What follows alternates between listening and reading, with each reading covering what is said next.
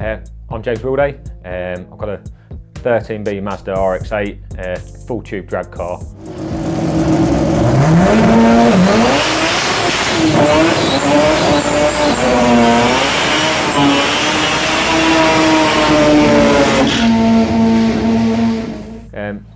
Been into cars for a long while since I was young, going stock car racing with my dad.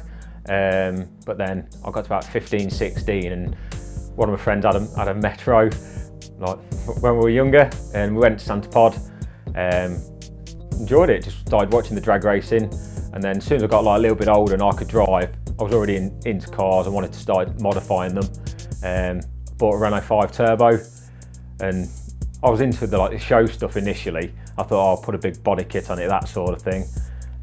But went to my first Santa Pod run what you brung, had a go, and yeah, I was pretty much hooked from there, from when I was about 19, and then just literally just started modifying anything I could, just break it, modify it, rebuild it, and carry on, sort of thing, for many years, and yeah, still doing it now. First got into Mazdas really probably about 2005. Initially, I just loved the look of the RX-7 and the FD, just lovely looking car. Didn't know too much about the Rotary when I first bought it, but just loved the sound of it. So I bought one of them in, yeah, it's like late 2005, and a lot of people get like the reliability issues, and I had a reliability issue straight away within the first couple of months. So I had the engine rebuilt and progressed straight into modifying it as soon as I had my first rebuild, trying to push it from there on. I did that for many years with the FD until I think I finally stopped pushing that in probably about 2012. I'd accomplished pretty much everything I wanted to with the car, with the racing, apart from going to all-out drag sort of stuff, because it was fully street legal at the time. But then, because I knew I wanted to push even further, that's when I knew I needed to go different gearboxes, different type of roll cage, and chose to do it as an RX-8 because nobody really done it over here.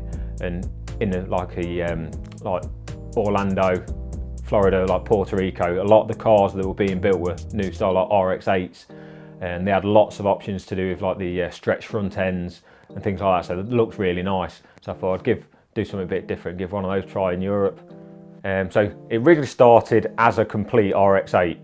I bought it, I think it was 2012, 2013, when I decided I was going to use the RX-8 body, and literally just started chopping the thing up.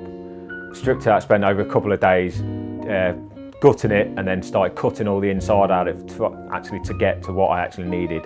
So it was chopped off from in front of the windscreen, all the firewall was gone, the bottoms of the doors, all like the sills, they were all literally just chopped off. So it ended up with the bit of the A-pillar post around the side of the windscreen to the back door, and then the bit that come down to the back of the rear arch.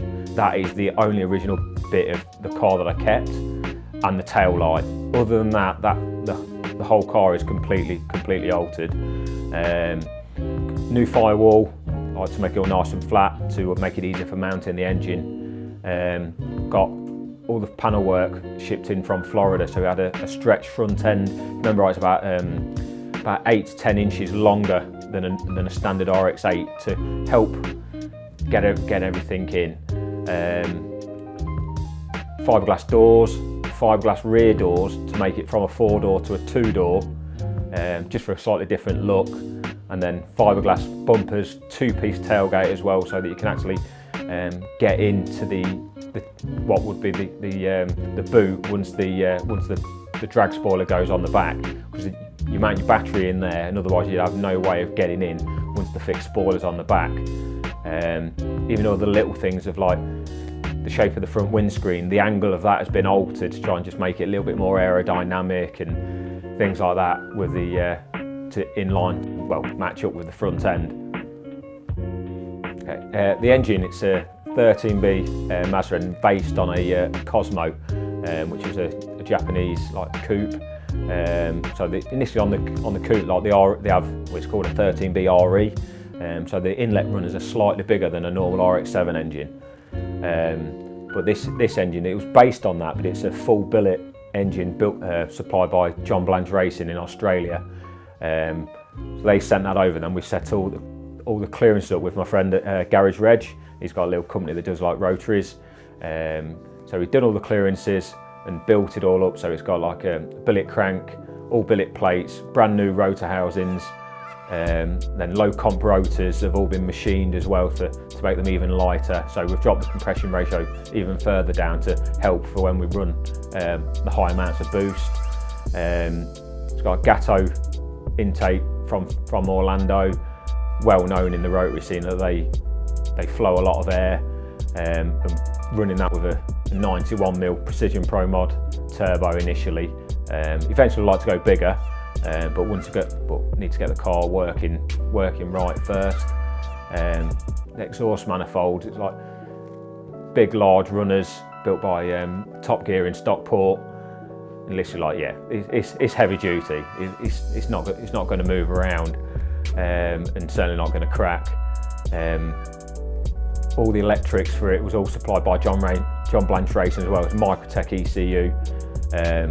It's called a Big Bertha Microtech, so it's like 10 ignition drivers, built in like 90 PSI map sensor, specifically for drag racing. It can support, it's running 14 2,200cc injectors on methanol, so it's got plenty of fuel to keep me going for all the way up to like 65, 70 PSI boost. But it's just when you look into the fueling system, all the little bits, it's like dash 16 out of the tank to a pump, like, to then go to like dash 12 to a filter, and then you split in 3 ways to like 3 separate fuel rails, and then you'll return it all as well. So it's like dash 10 is your smallest line all the way back round to the tank. So rotaries are known for using a lot of fuel, and like with 14 injected, it soon empties that tank. You'd have to refill that tank after every pass, and it'll hold probably about 17, 18 litres. So far, we've not really tested the car that much because it's still quite new. So I've still got lots of goals to make with this car. But my last car, when I used to race the RX-7, I used to race in the JDS street class. I won the championship in that it was 2010 and 2011. I'd had a few other like wins and like runner-ups before that as well, but that's when I knew I wanted to push a bit further. I constantly kept breaking gearboxes. Some of it was because it did have a lot of power, but some of it was I just wasn't sympathetic enough, like mechanically, with the gearbox. It was going to do what I wanted when I wanted, sort of thing. So it was partly me. But the gearbox I wanted was a Liberty 5-speed, which is what I've got in this new car. But if I had that in the RX-7, it automatically put me in a pro class against the likes of like John Bradshaw with like the 350s head that he was running at the time. So that's why one of the reasons why I've gone to this new car, because if I've got that gearbox, I'm in a pro class, might as well have a tube car to get the benefit of it. The first time I went out testing with it, you're trying to obviously sort out all the teething problems of a new car, but I broke the gearbox in the rear end on the first pass. So that held me back a little bit until I went back out in the summer of 2019. I was on power to half track and I still ran an 8.8, so I've sort of equalled my PB of my old car, being only on power to half track. But then I spun a bearing, my own fault again. I'd ran the car a little bit low on oil, thought I was going to get away with it, and I didn't. I spun a bearing, and so that was the end of the weekend. I made alterations to it since by where it does the oil pickup in the sun, lengthened that and put it at the back of the engine rather than in the middle. I've got aims, I want to try and get down to like the low 1.0s for the 60 foot. Anything below a 1.10, I should be good enough for where I need to be, but yeah, 1.05, 60 foot.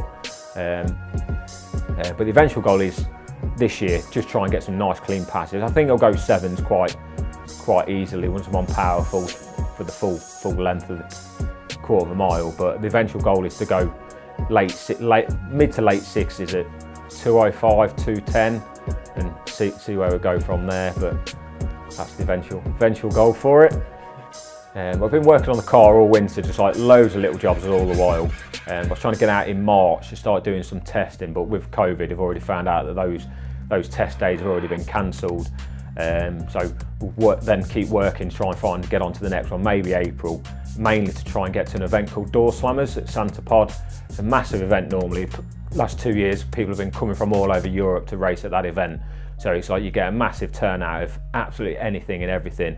Just one of the best events for me of the year. So I'll get to that, start testing at that one, or certainly trying to push it, and then see what other sport compact events are going to be held later on in the summer, or if I can get to any of the competition eliminator events, and then see how the rest of the year pans out after that.